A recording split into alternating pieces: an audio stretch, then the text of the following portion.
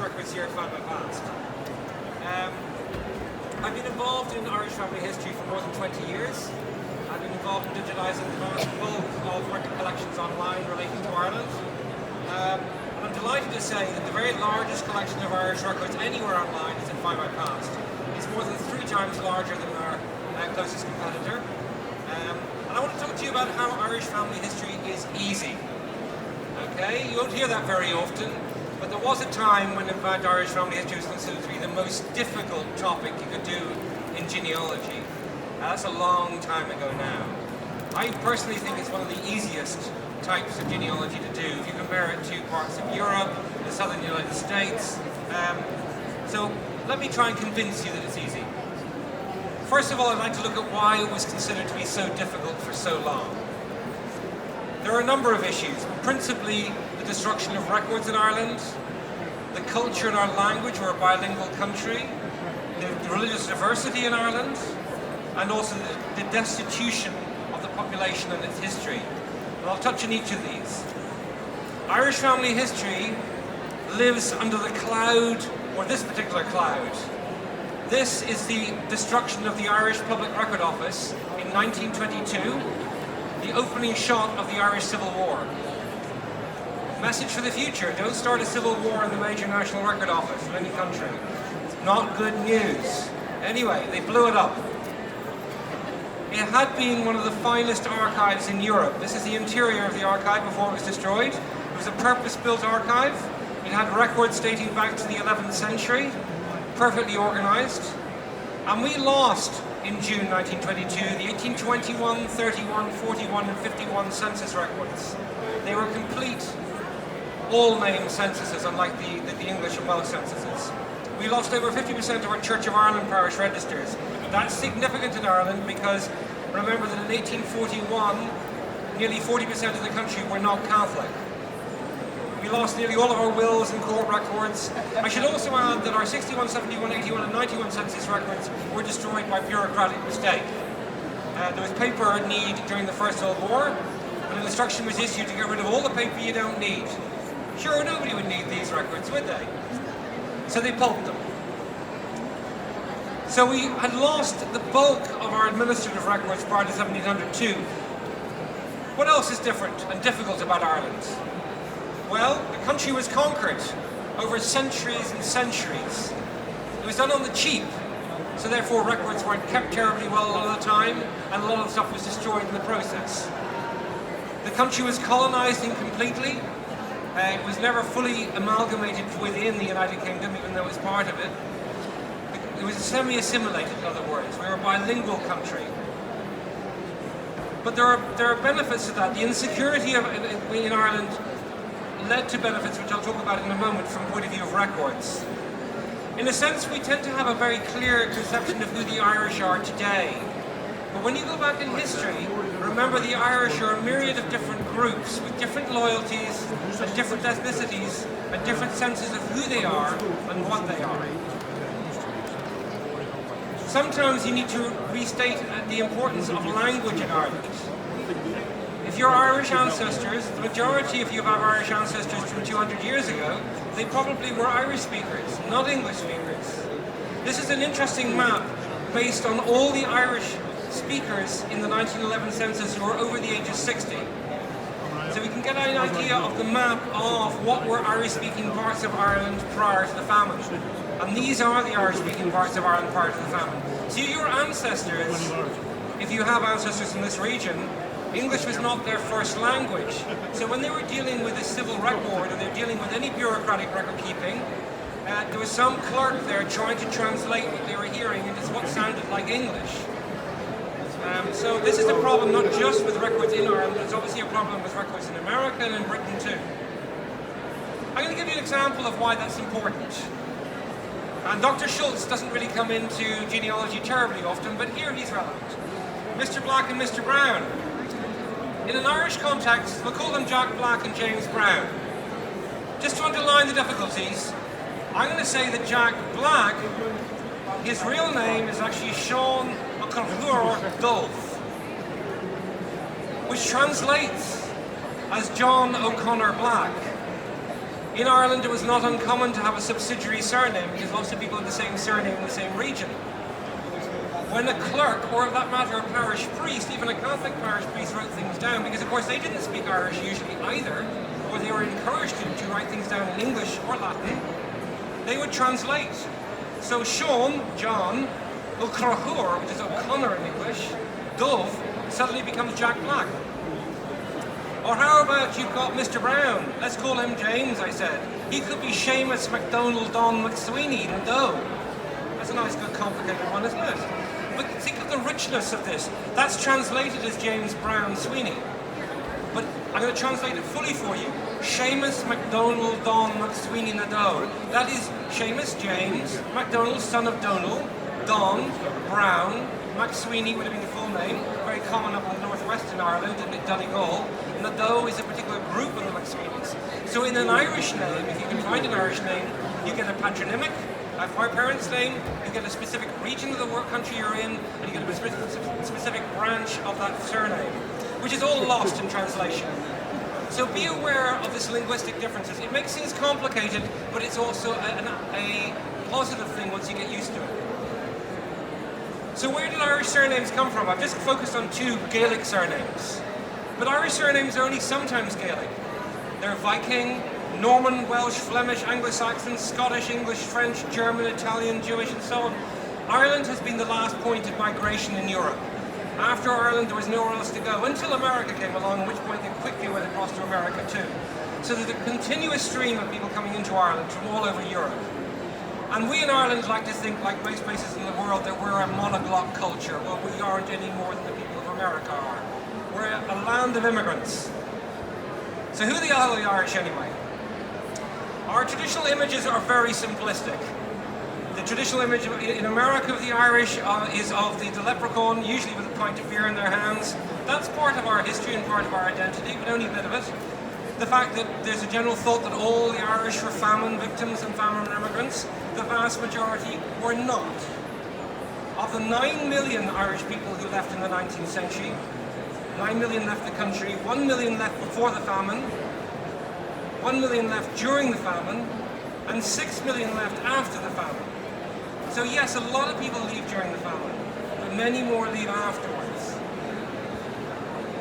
The last bit of difficulty I want to raise, before we get on to the good stuff, Irish geographic divisions are very different from England. They're different from America. There are things you do need to get a handle on. They're not that complicated, I don't think, but they are unusual. For example, there are 4 provinces in Ireland. These relate to these major provincial kingdoms. But at the smallest level, we have townlands. And this will give you an idea of the complexity of Irish history. What we call a townland is an English translation of a Saxon term called a toonland. And a toonland is a Saxon translation of the Irish, a balia. And a balia is a farm. A toon is a Saxon farm. The English translated that as town. So when you find out there are 60,000 townlands in Ireland, there are 60,000 medieval farms. Those are the designations. And the townlands are grouped into parishes, which are grouped into baronies, and the baronies are grouped into counties, broadly speaking. And they all stem from different dates. And then in the 19th century, the government imposed a whole new administrative structure around their records. Because we are only interested in these divisions of land because it relates to how record keeping is kept. So yes, it's complicated, and there are bits about Irish genealogy which are complicated, but that's the bad news. I'm now going to talk to you about why it's easy. For a start, we do have census records. They weren't all destroyed. We have the 1901 and 1911 census. They survived completely. There are full name census records. We also have some survivals from the earlier census records. Not everything was destroyed. We have nearly 500,000 names survive from those earlier census records. And also, when they brought in the pension in Ireland in 1907, you had to prove you were 70. And if you could prove you were 70, you got a paltry amount of money every week. But for a piss poor country like Ireland, a paltry amount of money was good. But you had to prove you were 70. Civil registration starts in Ireland in 1864. It's very late. How could you prove you were 70? Well, you went to the public record office to get a certificate stating 1951 census. And these census search forms, we've digitized and put online. And these are all available on our website, I should add, for free. Here's an example of an 1821 census return for the Aran Islands off the west coast of Ireland. This is an Irish-speaking area, exclusively Irish-speaking area, it still is. You'll note everybody's name here is in English. Not one of these people can speak a word of English, but that's the way it is. But it's a full name census, so when you do find the survival records, they are brilliant. Much better than the ones in England. Our parish records survive extremely well. They're far more important than Irish records, because our civil registration starts so much later in 1864. You've got to remember that Ireland may have been deeply sectarian, we may have killed each other for our religion, but we were a pluralist country. Catholic, Protestant, dissenter lived next door to each other. They often married each other. And marriage is a wonderful thing, because it gets around all these problems of different communities' identity. There's an old saying that if two communities meet, you can never know what might happen except for one thing. They will have children. You've got to remember that Irish Protestants emigrated in proportionately much higher numbers because they spoke English. They lived in the eastern half of Ireland, which tended to have a bit more money. So they weren't rich by any means at all, but they had the ability to buy passage. So when you look at the 18th century, they're overwhelmingly Protestant. And it's not just Ulster Scots, it's all the Southern Irish Protestants, the Episcopalians, as they call them in America, what you would call in England the Church of England, the Church of Ireland people who moved. Catholics, of course, start migrating in massive numbers in the 19th century, late 19th century too. So Catholic records are extremely important for a lot of your research. And we have them all available on Findmypast. There are nearly 11 million records. They date back to 1670 from over 1,000 parishes. It's nearly the entirety of the country. We did this in partnership with the National Library of Ireland. And one of the great things about our project that we did here is it's all free. It's free forever. So you may look at Findmypast and go, right, it's a pay-for site. Well, you can do a lot of research in Findmypast without paying a penny. And you should use it. But Catholic records are not just important in Ireland. The Irish, when they moved, brought their religion with them, or they made sure they joined the same religion abroad, particularly Catholics. So when we digitized all of the Catholic records in Ireland, we started a project to digitize Catholic records internationally. And we announced the launch of the Catholic Heritage Archive a few years ago at RootsTech in Salt Lake City. And since then, I've had the pleasure of going around to most of the major archdioceses in Britain and America and concluding agreements with them. New York, Philadelphia, Baltimore, in Britain, in Westminster, in Birmingham, all of Scotland, and we're digitizing and indexing all of this stuff, and the amount of Irish people in it are massive, huge numbers. And bear in mind that a Catholic record, I suppose I want to try and explain to you that a Catholic record abroad, in Britain or in America, why it's valuable in Ireland. Here's an example here. This is a 1810 register from Glasgow in Scotland. And we have a John O'Donnell here, who's a travelling merchant who's originally from County Donegal in the parish of Ernie. And he's marrying Sally Gallagher, who's also originally from Donegal in the parish of Cornwall. And they marry in the Catholic Church. They also tell you in here they've had to marry in the established church first as well. Because of course under the penal laws, there was a heavy requirement in England and Scotland particularly for Catholics to marry in the established religion too. In Ireland it was a bit more relaxed. It was always easier to be Catholic in Ireland. English and Scottish Catholics migrate to Ireland in huge numbers, which we don't really talk about, but it happened. But here we found references to two people from Donegal, the worst served county in Ireland for records, from 1810, far before any Irish records survive, which actually suddenly unlocks that. Now, I mentioned not everybody in Ireland was Catholic.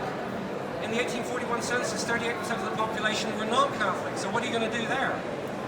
Well, the established church was not only responsible simply for the Church of Ireland, religious community, but they're also responsible for a whole range of other administrative records. They were the local government of their day. So when you sit there and you think, oh, my ancestors weren't, they were all Catholic. Well, for a start, just be aware of the fact that most families have mixed marriages somewhere along the way. You probably have Protestant ancestors, and more importantly, even if you don't, many Catholics served in the local administration of the country run by the Church of Ireland. So you'll find them in administrative records.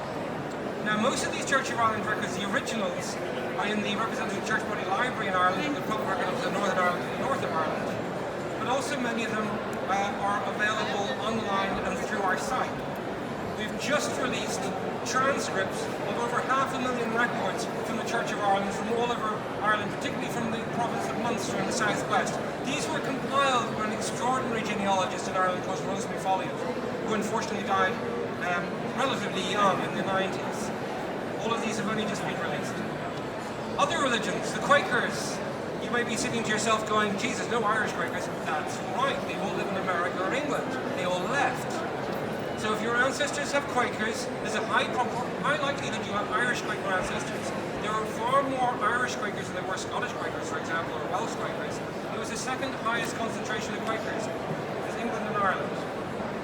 And if you have Quaker ancestors, you're in for a treat. Virtually all the records survive, back to 1660. And the Quakers were obsessive record keepers. They kept records about everything. Same goes for the case of Quakers in England as well. They kept records of birth, marriages and deaths, as you would imagine. Sufferings, migration, disownment. The Quakers kept a very strict policy. If you didn't follow the rules, you got kicked out, and they kept a record of it. They kept minutes for everything, and these are exclusively available in Findmypast.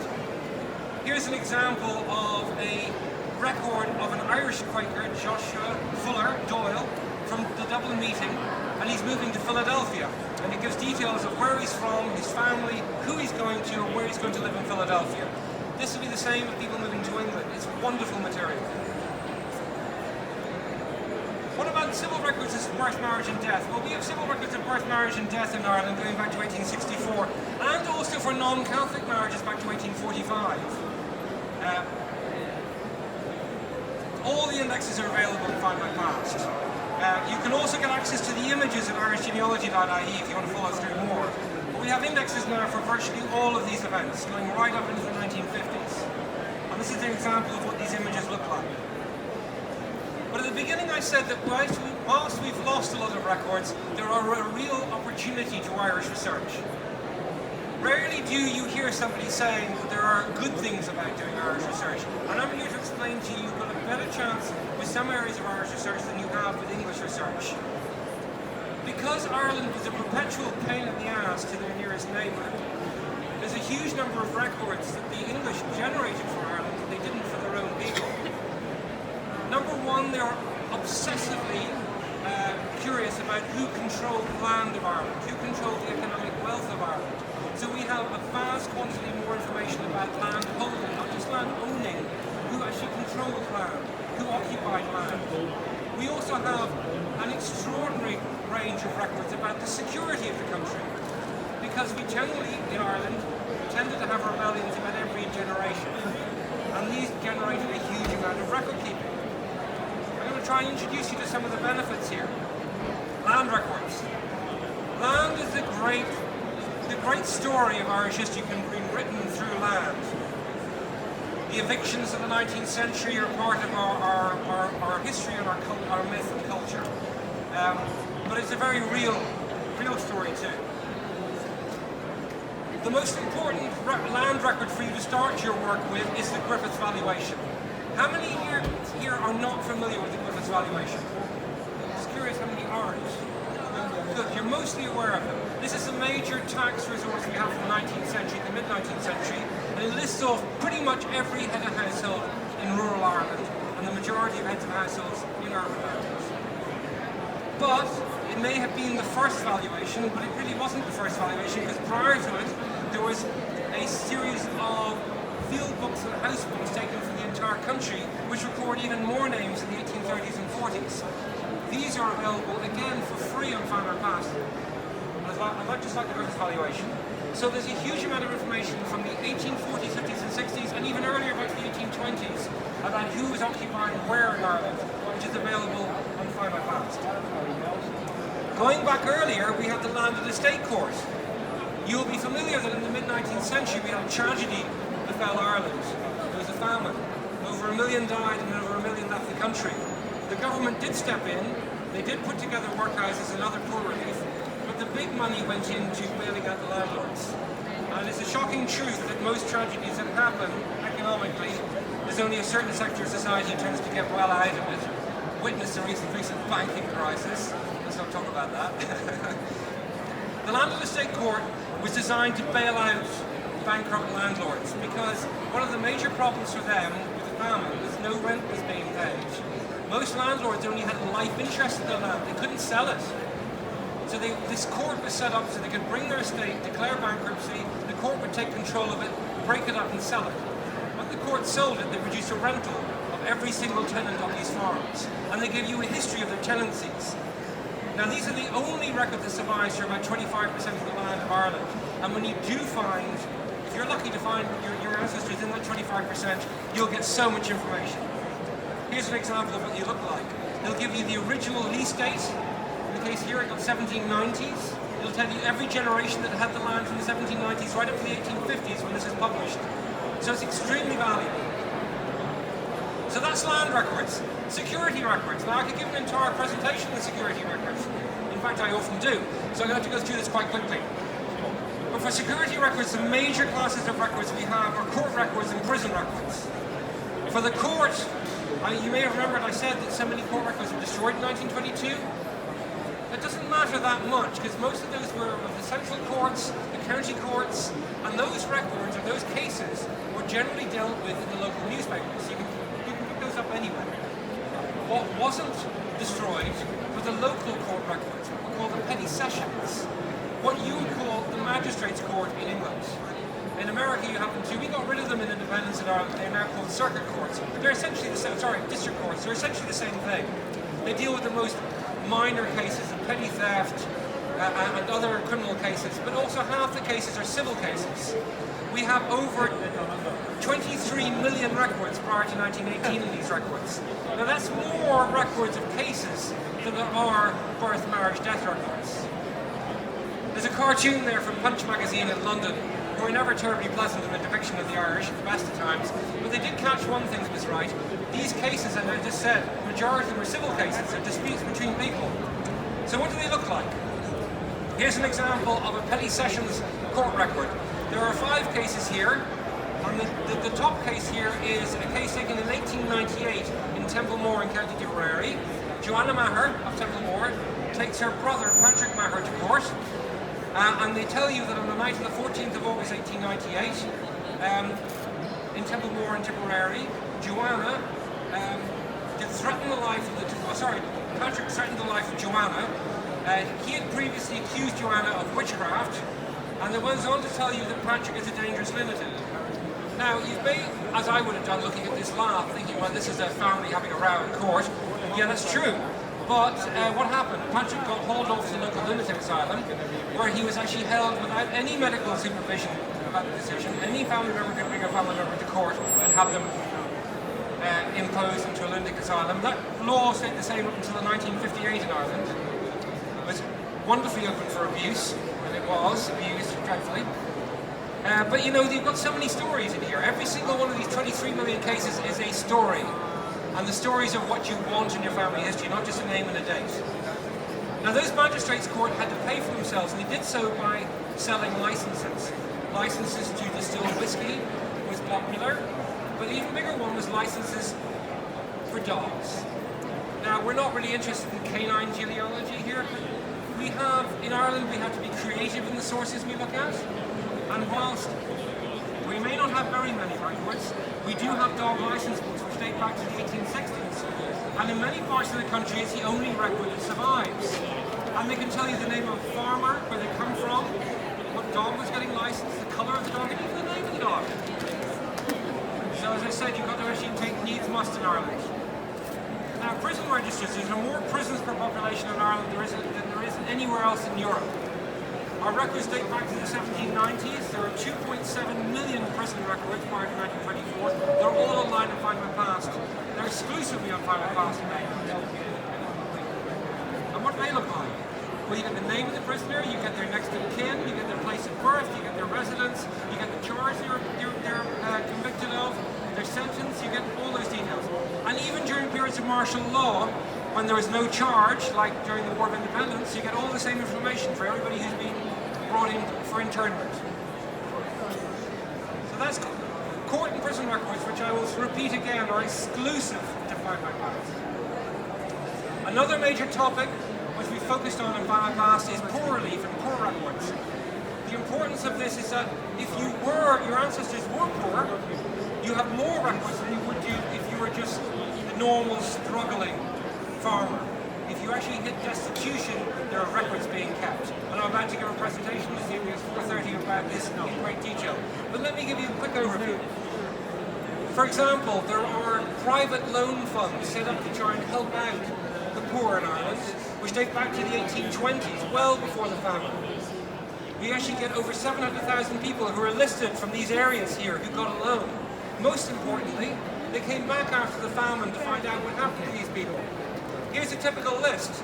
This is from southwest Cork, and we've got 14 people listed here, 2 of which have been convicted in the local magistrates' courts for theft and have been sent to Australia. The rest have migrated to America or England because of their circumstances, and 2, we are told, actually have starved to death. The state did bring in some measures to try and alleviate poverty, and they brought in the poor law union system, they brought in workhouses and other supports, and we exclusively have digitised and put online all of those for the county in Dublin, for Sligo, for Donegal. We've almost finished all of Donegal, we've almost finished Waterford, we've got Clare, and Donegal is coming very soon. We've got many other counties to do. There's a map there of all the workhouses that did exist. But this is one of the great projects that we're dealing with in Ireland, to try and recapture all this information about the poor, who are the most likely to emigrate. Findmypast also has another remarkable feature to it, in that we have the largest collection of newspapers online. Why are newspapers important? Well, newspapers in the past are no different from today. They sold newspapers in the back of them, writing information about people who live locally. The population in Ireland who could read and write was much higher than in England, because we got education in the 1820s. You didn't get it to the 1860s. They tried it out in Ireland first to see what would happen. There's a long history of that. We have 177 Irish newspapers titles online with nearly 6 million pages. The amount of information is enormous. So we have twice as many records as any other site online. Now that's a really rapid overview of our records, but today we've got some special offers for you. Today we're selling our DNA kits, which will help elucidate more about your Irish origins for only £39. It normally sells for £79. That gives you access to our website as well as the DNA.